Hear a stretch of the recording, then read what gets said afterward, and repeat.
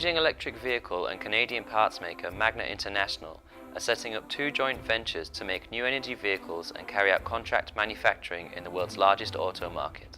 The pair have penned an agreement to base the new firms at a plant in Jiangsu province, owned by Beijing electric vehicles parent BAIC Group, where they'll begin producing 180,000 cars a year by 2020. The deal still needs to be finalized and get approval from the regulator.